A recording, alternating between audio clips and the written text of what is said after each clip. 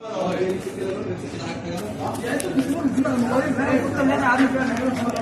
هنقعد في حته قاعده فردي.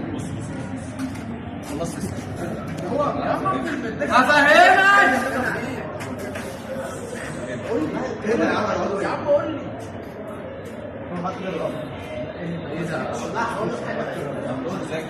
سكتش مش تعمل ايه؟ سكتش مش هو سكتش. لا لا اسمه سكتش. بس يا ابن الهطل هو اللي ادخل الكلمه غلط وبوظ الدنيا. انا ما اسمعش والله.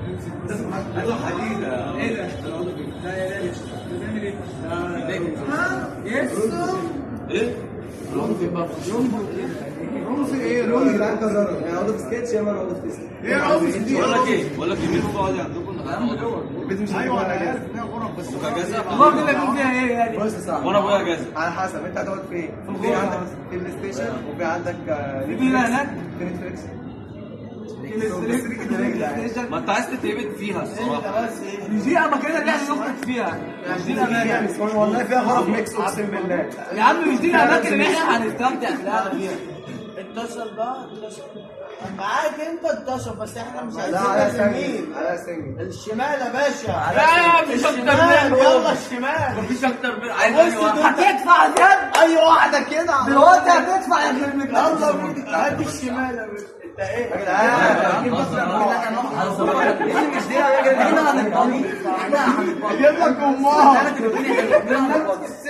ما بنفتحش الا المره الاقي قهوه. يا جدعان لما تصلوا على النبي. يلا بينا طيب. يلا بينا طيب. والله العظيم ده. انت مش حاجه كنت امك ولا ده؟ استنى بس بعملها. عايز اقول لك احنا وتكنو بص هو عايز ياخد بس انت عايز تاخد ينفع ولا تسلم ولا مش عارف ايه. كل واحد اقل واحد معاه 50 جنيه.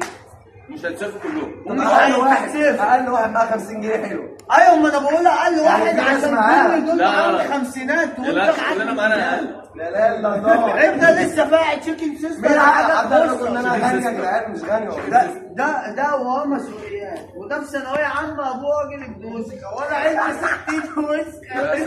انا عيلتي 60 وسكه، وده اللي يعني داخل على جواز نص يضرب بالمسمارين. وده يعني حمو سعيد. احنا بنهزر. ابوه ابن راجل عروس وانا ابويا ابن 60 راجل عروس. فاهم انت مقابل امتحانات دي حاجه. أو زي ما انتوا شايفين كده كل يوم تحت البلكونة يجي يسمعوا الشتيمة الوسخة زي ما انتوا شايفين كده، مأجرينهم ببرشامتين زي ما انتوا شايفين، والناس كلها قاعدة على القهوة اهي بتتفرج على الماتش، وكل يوم على نفس الحال تحت البلكونة، ويقولوا الشتيمة الوسخة ويقولوا الكلام العيب والحركات الوسخة زي ما انتوا شايفين كده اهو، على عينك يا تاجر اهو، كل يوم نفس النظام.